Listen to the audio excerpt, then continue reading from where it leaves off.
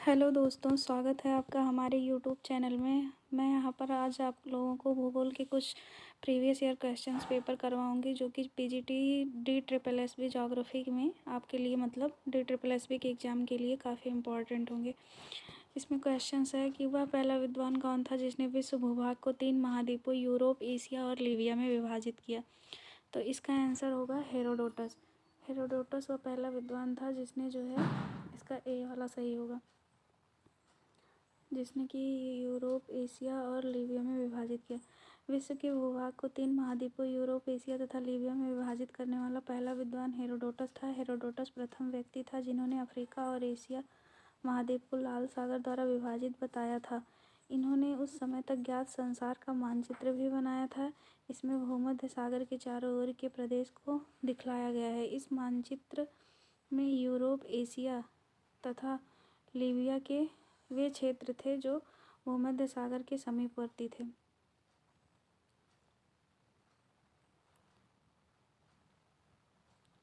दूसरा क्वेश्चन है कि खोज का महान युग जो है युग की कालावधि डैश डैश के बाद शुरू हुई थी। तो इसमें जो है इसका आंसर होगा ये 17वीं सेंचुरी जो थी 17वीं शताब्दी में खोज का महान युग की कालावधि जो है बताई जाती है। खोज का महान युग की कालावधि 15वीं शताब्दी के बाद शुरू हुई थी। इस अवधि में पश्चिमी यूरोप के खोज यात्रियों ने अत्यंत लंबी साहसिक यात्राएं किया और नए नए महाद्वीपों, देशों, महासागरों, सागरों, समुद्री मार्गों आदि का पता लगाया। Marco Polo, Columbus, Magellan, John Cabot Amerigo Vespucci तथा तस्मान पुनर्जागरण काल के प्रसिद्ध खोज यात्री थे।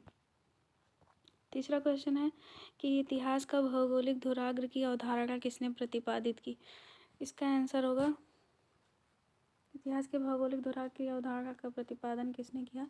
तो ये तीसरा क्वेश्चन है, इसका आंसर होगा ए मैकिंडर ने। मतलब इसमें ये वाला सही है। एक सेकेंड, मैकिंडर मतलब ए वाला सही है। इतिहास का भौगोलिक धुराग्र की अवधारणा किसने प्रतिपादित की थी। तो हेल्फर्ड जॉन मैकिंडर ने।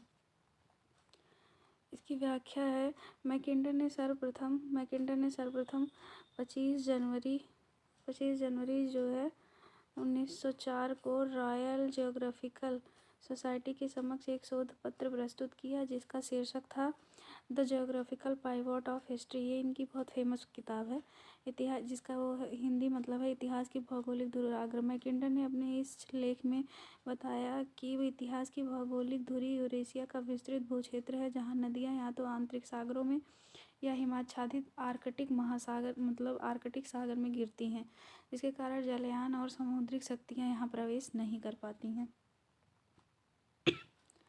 चौथा क्वेश्चन है कि गैंगेटिक डॉल्फिन, जिसे अब बंगाल की खाड़ी के रूप में जाना जाता है, उसको पहली बार किसके द्वारा आलेखित किया गया था। तो इसमें जो है मुझे लगता है टॉलेमी होंगे। देखते हैं, टॉलेमी। हाँ, गैंगेटिक गल्फ, जिसे अब बंगाल की खाड़ी के रूप में जाना जाता है, को पहली बार टॉलेमी द्वारा आलेखित किया गया था। टॉलेमी पहला भूगोलवेत्ता था जिसने मध्य एशिया, भारत, श्रीलंका तथा गंगा की खाड़ी यानी कि बे ऑफ बंगाल को पहली बार प्रस्तुत किया। टॉलेमी एक महान खगोलशास्त्री थे जिन्होंने खगोल शास्त्र की प्रमुख पुस्तक, ये इनकी फेमस बुक है, एल्मागेस्ट की अरबी भाषा में व्याख्या किया। जियोग्राफिका नामक ग्रंथमाला के अंतर्गत टॉलेमी की कुल 8 पुस्तकें प्रकाशित हुई, जिसमें 8वीं पुस्तक में मानचित्र कला के सिद्धांतों, प्रक्षेपों तथा खगोल वेदों आदि का विकास किया गया है। 5वां क्वेश्चन है, मानव भूगोल के संस्थापक के रूप में किसे स्वीकृत किया गया है। तो ये फ्रेडरिक रेडज़ेल होंगे। 5वें का आंसर डी है। हाँ, जर्मन भूगोलवेत्ता फ्रेडरिक रेडज़ेल प्रथम भूगोलवेत्ता थे जिन्होंने भौगोलिक अध्ययन में मानव को अस्थायी और महत्वपूर्ण स्थान प्रदान किया और मानव भूगोल को एक विज्ञान के रूप में स्थापित किया। इसीलिए रेडज़ेल को सार्वभौमिक रूप में मानव भूगोल का जनक के रूप में जाना जाता है। रेडज़ेल की सर्वाधिक महत्वपूर्ण और प्रतिष्ठित ग्रंथ मानव भूगोल एंथ्रोपोजॉग्राफी है, जो 2 खंडों में प्रकाशित हुई थी। रेडज़ेल ने अपने राजनीतिक भूगोल नामक ग्रंथ में राज्य के जैविक सिद्धांत का समर्थन किया और राज्य को एक जैविक इकाई माना। ये भी इम्पोर्टेंट ही है। अलेक्जेंडर वॉन हम्बोल्ट का नाम किस जलधारा से जुड़ा हुआ है? ये तो बहुत ही इम्पोर्टेंट है और फेमस क्वेश्चन है, पेरू की धारा। अलेक्जेंडर वॉन हम्बोल्ट का नाम पेरू की धारा से जुड़ा हुआ है। 19वीं सदी के महान भूगोलवेत्ता हम्बोल्ट एक युग परिवर्तक और बहुमुखी प्रतिभा वाले विद्वान थे, जिन्होंने भूगोल और उसकी विभिन्न शाखाओं में ही नहीं बल्कि अन्य अनेक विज्ञानों में भी महत्वपूर्ण योगदान दिया। इस दौरान उन्होंने लगभग 64,000 किलोमीटर की लंबी यात्राएं की और यात्रा करते हुए वो पेरू के लामा नगर पहुंचे और वहां पर समुद्र तट का सर्वेक्षण किया। उन्होंने पेरू के तट के समानांतर दक्षिण से उत्तर की ओर प्रवाहित होने वाली ठंडी धारा का पता लगाया, जिसे पेरू या हम्बोल्ट धारा के नाम से जाना जाता है। 7वां क्वेश्चन है, पुराण काल के दौरान अभिज्ञात महाद्वीपों में से एक सल्माली द्वीप का नाम डैश डैश से लिया गया है। तो इसमें आपका आंसर होगा बी, सिल्क कॉटन ट्री, रेशम कपास का पेड़। पौराणिक काल के दौरान अभिज्ञात महाद्वीपों में से एक सालमली द्वीप का नाम रेशम कपास का पेड़ या सालमली पेड़ से लिया गया है। विभिन्न पुराणों में सप्तद्वीप का वर्णन किया गया है। प्रत्येक द्वीप या भूखंड किसी महाद्वीप या महाद्वीप के बृहद खंड को व्यक्त करता है। ये सातों भूखंड या द्वीप मेरू पर्वत के चारों ओर कमल के फूल की पंखुड़ियों के समान फैले हुए हैं। ये सप्तद्वीप हैं। ये आपका बहुत ही इम्पोर्टेंट है। जम्बू द्वीप, लक्षद्वीप, सालमली द्वीप, कुश द्वीप, क्रौंच द्वीप, शक द्वीप तथा पुष्कर द्वीप।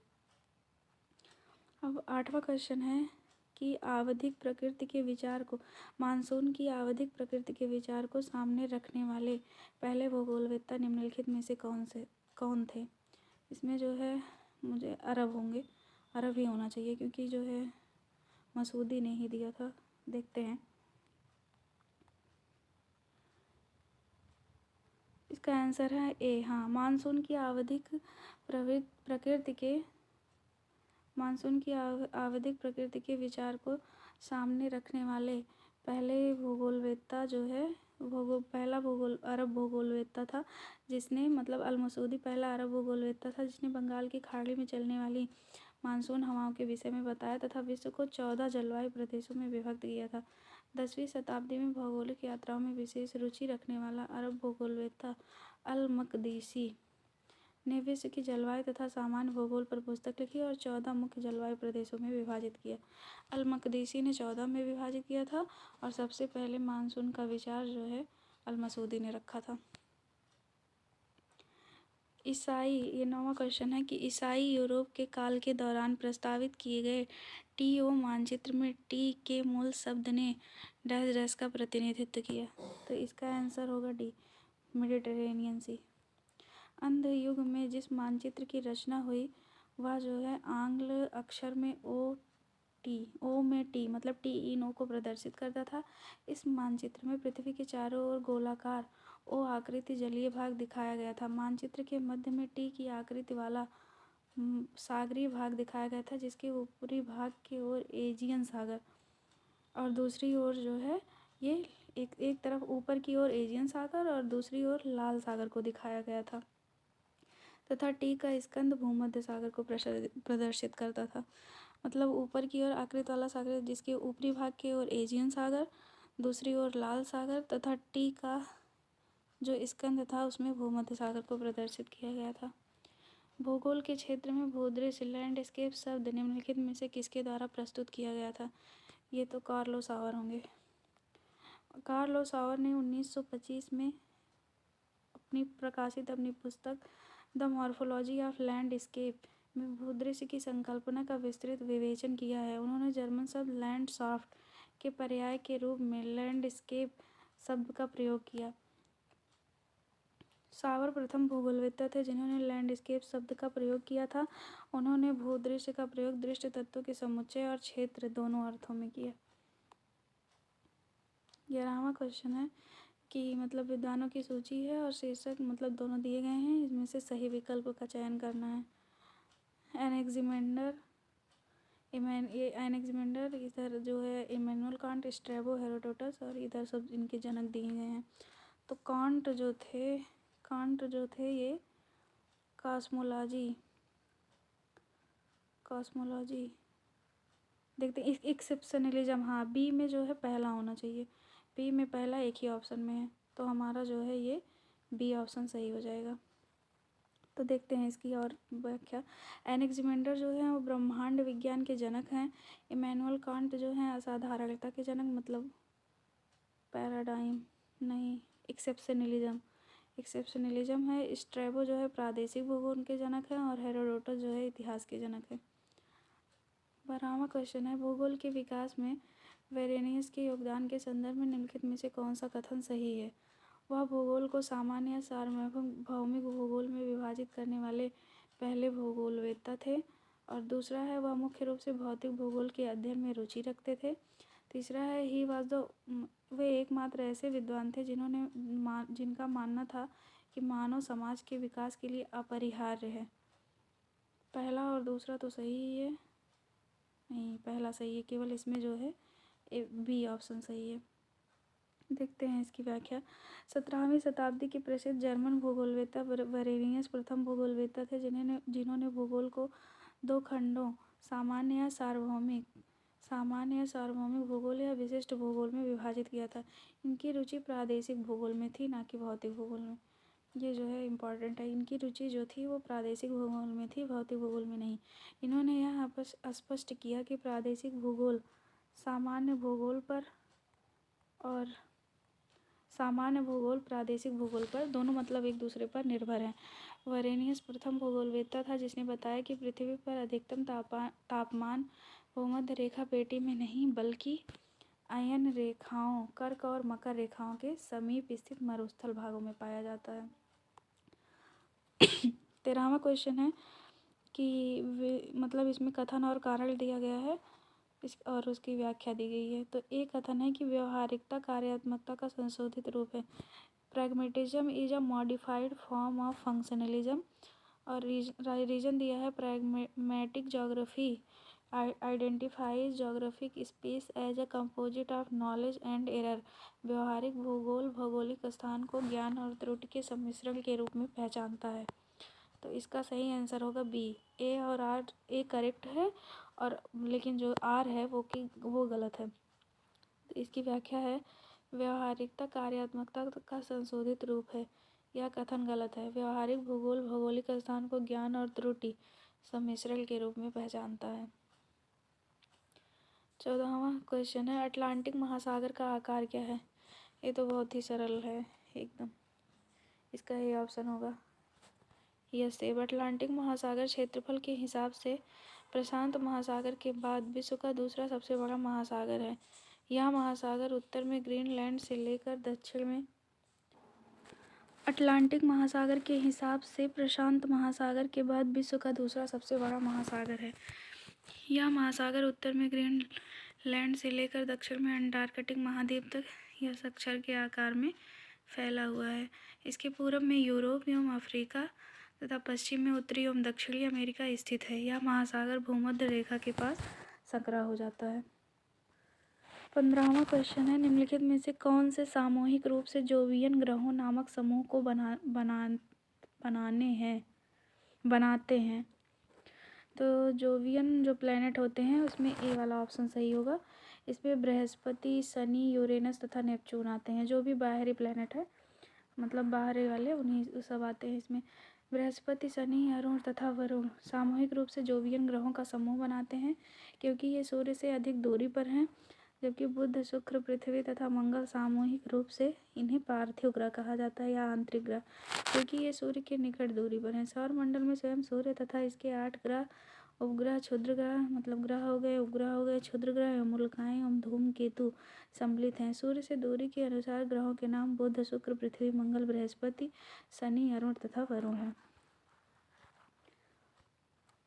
16वां क्वेश्चन है कि औसतन रूप से पृथ्वी के आंतरिक भाग का घनत्व कितना है? तो इसका आंसर बी होगा। औसतन रूप से पृथ्वी के आंतरिक भाग का घनत्व 5.5 है। पृथ्वी के भूपटल का अधिकांश भाग महाद्वीपों का बना हुआ है। इसकी रचना अवसादी शैलों से मतलब अवसादी चट्टानों से हुई है। इसका औसत घनत्व 2.7 है। इसके नीचे आग्नेय चट्टानें हैं जिनका घनत्व 3 या 3.5 है। लगभग 400 किलोमीटर की गहराई तक घनत्व 3.5 तक ही रहता है और 2900 किलोमीटर की गहराई पर घनत्व 5.6 तक पहुंच जाता है। मतलब जैसे जैसे नीचे जाते हैं डेंसिटी बहुत तेज़ी से इंक्रीज होती है। यहाँ पर पृथ्वी के क्रोड़ की सीमा शुरू होती है। इस सीमा पर पहुंचकर घनत्व अचानक 9.7 तक पहुंच जाता है। इसके बाद घनत्व एक समान गति से बढ़ता है और पृथ्वी के केंद्र पर यह 11 से 12 तक हो जाता है। पृथ्वी के केंद्र पर यह 11 से 12 तक हो जाता है। 17वां क्वेश्चन है, तरंग गति की दिशा में कौन सी भूकंपीय तरंग समकोण पर कंपन करती है? तो इसका सही आंसर होगा सी, मतलब यस वेव। यस वेव जो होती है वो 90 डिग्री पर कंपन करती है। तरंग की गति की दिशा में यस भूकंपीय तरंग समकोण पर कंपन उत्पन्न करती है तथा ये जिस पदार्थ से गुजरती है उसमें उभार और गर्त बनाती है। यह तरंगें धरातल पर कुछ समय अंतराल के बाद पहुंचती हैं। ये द्वितीयक तरंगें कहलाती हैं। यह तरंगों के विषय में एक महत्वपूर्ण तथ्य यह है कि वे केवल ठोस पदार्थों के ही माध्यम से चलती हैं। पी तरंगें तीव्र गति से चलने वाली तरंगें हैं और ये धरातल पर सबसे पहले पहुंचती हैं। इन्हें प्राथमिक तरंगें भी कहा जाता है। पी तरंगें जो होती हैं वो ध्वनि तरंगों के समान होती हैं। ये गैस, तरल व ठोस तीनों प्रकार के माध्यमों में चलती हैं। गैस, तरल व ठोस ये तीनों प्रकार के माध्यमों से गुजरती हैं। पे तरंगों में कंपन की दिशा तरंगों की दिशा के समानांतर होती है। यह संचरण गति की दिशा में ही पदार्थ पर दबाव डालती है। इसके दबाव फलस्वरूप पदार्थ के घनत्व में भिन्नता आती है और सेलों में वो संकुचन और फैलाव की क्रिया होती रहती है। अब इसके बाद क्वेश्चन नंबर 18, महाद्वीपीय जल सीमा तथा गर्त समुद्र मैदान के बीच फैले क्षेत्र को डैश डैश के रूप में जाना जाता है। तो इन्हें कहेंगे कॉन्टिनेंटल स्लोप। बी ऑप्शन सही है। महाद्वीपीय जल सीमा तथा गर्त गंभीर समुद्र मैदान के बीच फैले क्षेत्र को महाद्वीपीय ढाल के रूप में जाना जाता है। महाद्वीपीय ढाल महासागरीय बेसिन और महाद्वीपीय शेल्फ को जोड़ती है और इसकी शुरुआत वहाँ होती है जहाँ महाद्वीपीय शेल्फ का तीव्र ढाल में परिवर्तन हो जाता है। ढाल वाले प्रदेश की प्रवणता वो 2 से 5 डिग्री के बीच होती है। ढाल वाले प्रदेश की गहराई 200 मीटर से 3000 मीटर के बीच होती है। ढाल का किनारा महाद्वीपों की समाप्ति को इंगित करता है। इसी प्रदेश में कैनियन एवं खाइयाँ ये दिखाई देते हैं। क्वेश्चन नंबर 19 है, प्रशांत महासागर डैश डैश के माध्यम से आर्कटिक महासागर से जुड़ा हुआ है।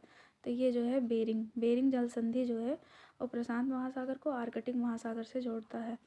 इसमें इसकी व्याख्या है कि प्रशांत महासागर बेरिंग जलसंधि के माध्यम से आर्कटिक महासागर से जुड़ा हुआ है। यह जलसंधि रूस के कमचटका प्रायद्वीप को उत्तरी अमेरिका के अलास्का से अलग करती है। मैगेलन जलसंधि दक्षिण अमेरिका के फॉकलैंड द्वीप से अलग करती है तथा दक्षिणी सागर को आर्कटिक महासागर से जोड़ती है। 20वां क्वेश्चन है कि रिचार्ड गुटेनबर्ग असंबद्धता के नाम से जाने वाली सीमा निम्नलिखित में से किसके बीच पाई जाती है? तो इसका ऑप्शन ये सी वाला सही है। ये निचली भूप्रवार तथा ऊपरी क्रोड के बीच में पाई जाती है। रिचार्ड गुटेनबर्ग असंबद्धता के नाम से जाने वाली सीमा ये निचली भूप्रवार तथा ऊपरी क्रोड के बीच में स्थित है। मोहो असंबद्धता ये निचली क्रस्ट तथा ऊपरी मेंटल को अलग करती है। कॉर्नॉट डिस्कंटिन्यूटी ऊपरी क्रस्ट को निचली क्रस्ट से अलग करती है। रेपटी वो ऊपरी मेंटल को निचली मेंटल से अलग करती है। इसी में लहमान आती है वो ऊपरी कोर को निचले कोर से। इसका इसकी एक ट्रिक है, इसको आप ऐसे याद कर सकते हैं, कमर गुल। तो यहाँ का से हो गया कॉर्नॉड, माँ से हो गया मोहो और आर से हो गया रेपटी। फिर उसके बाद गा से हो गया गुटेनबर्ग और ला से हो गया लहमान। ये इसका ट्रिक है, याद कर सकते हैं आप। 21वां है जो है, इसमें महाद्वीपीय जल सीमा की उत्पत्ति निम्नलिखित में से किस प्रक्रिया के कारण होती है? तो इसका जो है सी ऑप्शन सही है कि मतलब simple faulting along continental margin, महाद्वीपीय उपांत के साथ सरल फॉल्टिंग के द्वारा जो है इसका जो है महाद्वीपीय जल सीमा की उत्पत्ति होती है। महाद्वीपीय जल सीमा की उत्पत्ति महाद्वीपीय उपांत के साथ सरल फॉल्टिंग प्रक्रिया के कारण होती है। कभी कभी महाद्वीपों के किनारे पर समानांतर भ्रंश की क्रिया होती है, जिस कारण लंबी लंबी दरारें पड़ जाती हैं। परिणाम स्वरूप महाद्वीपीय किनारे का भाग जो होता है वो धंस जाता है तथा जलमग्न होकर मग्न तट का रूप धारण कर लेता है। सोपानी भ्रंशन द्वारा भी बने मग्न तट के उदाहरण देखने को मिलते हैं। कभी कभी महाद्वीपीय भाग में सागर की ओर सामान्य झुकाव के कारण धरातलीय भाग पर सागरीय जल के फैल जाने से भी मग्न तट बन जाते हैं। 22वां क्वेश्चन है, 1919 में पृथ्वी की उत्पत्ति की व्याख्या करने के लिए ज्वारीय परिकल्पना को किसने प्रतिपादित किया? तो ये तो बहुत ही सरल है, जेम्स जीन्स और जेफरीज होंगे।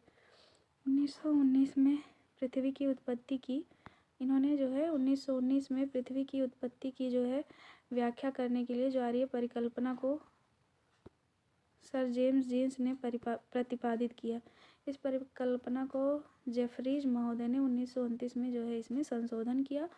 चैम्बरलिन तथा मोल्टन ने पृथ्वी की उत्पत्ति से संबंधित ग्रहाणु परिकल्पना दी। फ्रांस के प्रसिद्ध विद्वान लाप्लास ने 1796 में पृथ्वी की उत्पत्ति के संबंध में निहारिका परिकल्पना अपनी बहुचर्चित पुस्तक में प्रस्तुत की।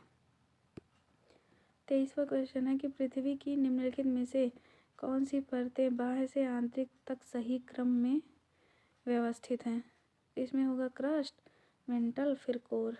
बी ऑप्शन होना चाहिए। देखते हैं 23 का बी। हाँ, बी सही है, क्योंकि इसमें देखिए पृथ्वी की बाह्य से आंतरिक परतों का सही क्रम इस प्रकार है, क्रस्ट हो गया, मेंटल हो गया, फिर कोर हो गया। क्रस्ट पृथ्वी का ऊपरी भाग है जो पृथ्वी के बहुत कम द्रव्यमान को घेरता है। मेंटल पृथ्वी का सबसे बड़ा भाग है जो पृथ्वी के 83% आयतन का 68% द्रव्यमान में व्याप्त है। क्रोट का विस्तार 2900 किलोमीटर से पृथ्वी के केंद्र तक है। इसका आयतन समस्त पृथ्वी के आयतन का 16% तथा समस्त द्रव्यमान का 32% है।